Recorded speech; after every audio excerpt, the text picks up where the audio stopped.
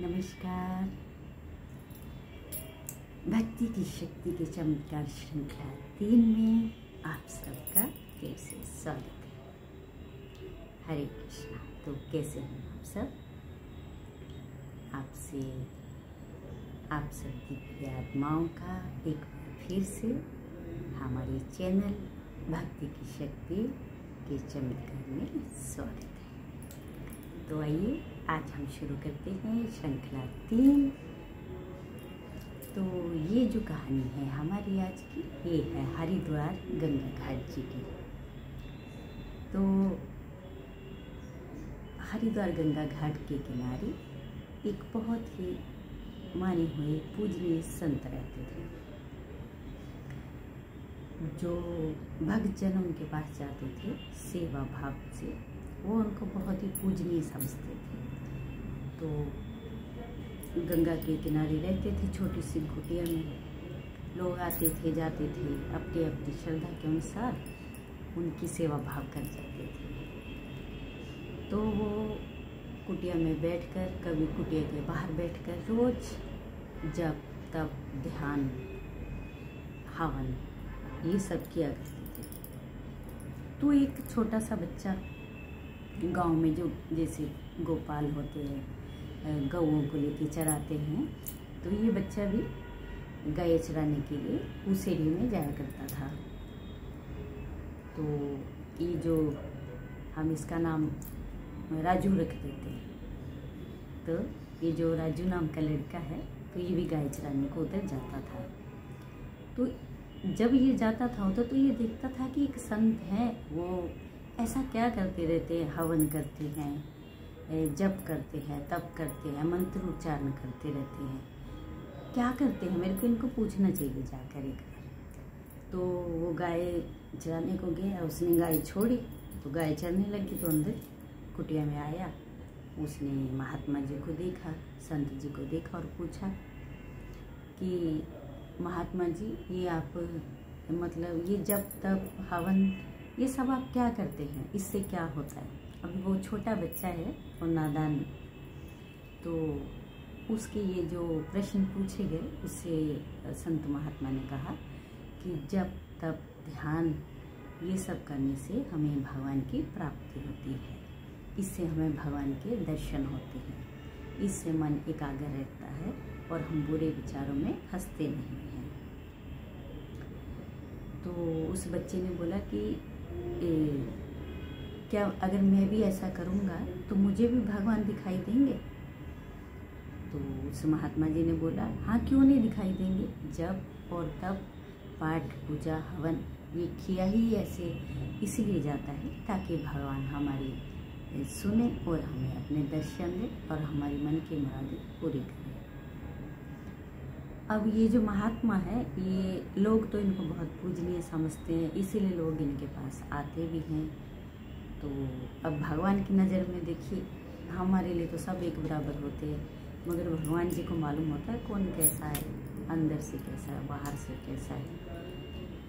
तो ये जो बच्चा है, ये उनको देख के ना बहुत मतलब इसको भी आकर्षित हुए उसकी तरफ, महात्मा जी को देखकर, कि मुझे भी ऐसा करना चाहिए, मुझे भी भगवान को देखना है, मेरे को भी ऐसा मतलब जब तब करना है। तो उसने क्या किया, वो जंगल में तो आता था गाय चराने को। तो वो एक दिन अपने पशुओं को लेके आया, उनको चराने के लिए छोड़ दिया।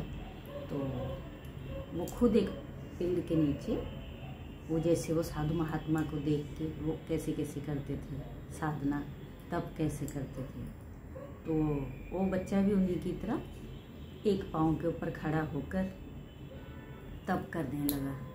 और जो उसने मंत्र बताए थे संत ने, तो वो बच्चा भी वो मंत्र, जो हमारा राजू है, वो मंत्र उच्चारण कर रहा है एक पाँव पे खड़े होकर, और वो तप कर रहा है।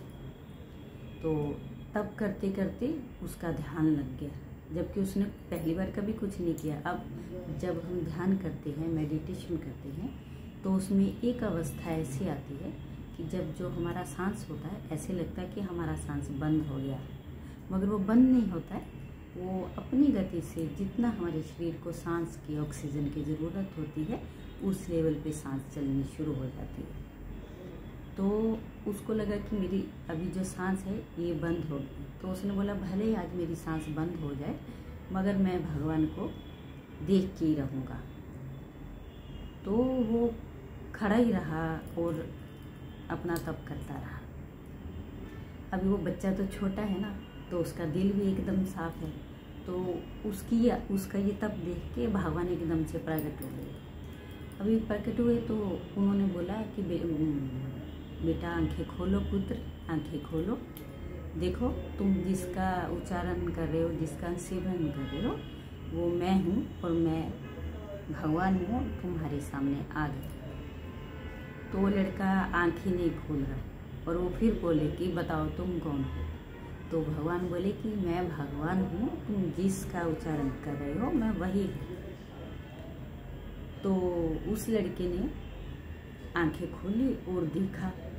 उसने तो कभी भगवान को देखा नहीं था कि भगवान कैसे होते, मगर उसने सोचा कि क्या यही भगवान है, मेरे को संत को तो पूछना ही चाहिए है। तो उसने क्या किया, वो भगवान को पकड़ा, मतलब उनको ऐसे, छोटा बच्चा है तो भगवान भी जैसा वो करना चाह रहा था उसको करने दिया। वो तो जानते हैं ना भगवान सब कुछ कि ये क्या कर रहा है। तो उसने भगवान को ऐसे पकड़ा हाथ से और पेड़ के साथ खड़ा करके रस्सी से बांध दिया। तो जब बांध दिया और भाग के जाके कुटिया में संत के पास गया और उसने संत को बोला कि महाराज महाराज आप मेरे साथ चलिए, मैंने भगवान को आज देखा और मैंने उनको पकड़ के रखा है, आप आइए आप भी देखिए। तो संत ने सुना, बोला है ये क्या बोल रहा है, भगवान को पकड़ के रखा है मैंने, बांध के रखा है। वो बोले कहाँ पकड़ के रखा है। वो बोला कि मैंने वो पेड़ के नीचे वो आए थे जहाँ मैं तप कर रहा था, तो वो बोले मैं भगवान हूँ, तो मैंने उनको बांध दिया। और मैंने बोला मैंने तो कभी उनको देखा नहीं, अभी आपने उनको देखा होगा तो मैं आपसे पूछता हूँ कि ये भगवान ही है। तो वो संत जो था वो उसकी बात सुन के उसको बहुत अचंभा हुआ और वो एकदम से, मतलब फिर भी उसने सोचा छोटा बच्चा है लेकिन देखना तो चाहिए, मतलब ये क्या बोल रहा है, देखना चाहिए ज़रूर। तो वो उसके साथ जल्दी से उसके साथ गया और उसने देखा वो बच्चा जहाँ उसने भगवान जी को बांधा हुआ है वहाँ ले गया राजू। तो संत को बोला कि देखो देखो ये है भगवान।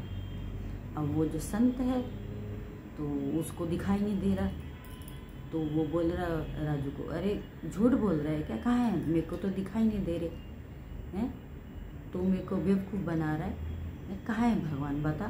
तो वो बोला उसको दिख रहे हैं राजू को, मगर संत को नहीं दिख रहे। तो राजू भगवान जी को बोल रहा है कि भगवान जी आप बोलो ना मैं हूँ, है। तो वो भगवान बोले हाँ मैं हूँ। तो वो आवाज़ सुन के तो वो संत बोला तो आप दिखाई क्यों नहीं दे रहे अगर हो तो भगवान बोलते हैं कि जो लालची होते हैं और धोखेबाज होते हैं, जो स्वार्थ के लिए पूजा करते हैं ना, मैं उनको दिखाई नहीं देता। जो निस्वार्थ प्रेम से और बगैर छल कपट लालच से जब तक पाठ पूजा ज्ञान ध्यान करते हैं, मैं उनको दिखाई देता हूँ। ये बोलने के बाद भगवान अंतर ध्यान हो गए। अब ये जो साधु है इसने देखा कि मैंने तो सारी ज़िंदगी भाई मैं ऐसे गुजार दी, और ये बच्चा, इसको तो मैंने ऐसे झूठ मूठ ही बोला था ऐसा करने से ऐसा होता है, मगर इसकी भक्ति कितनी सच्ची कि एक ही दिन में भगवान ने इसको दर्शन दे दिए। और आगे चल के वो जो बच्चा है वो बहुत बड़ा संत बना है।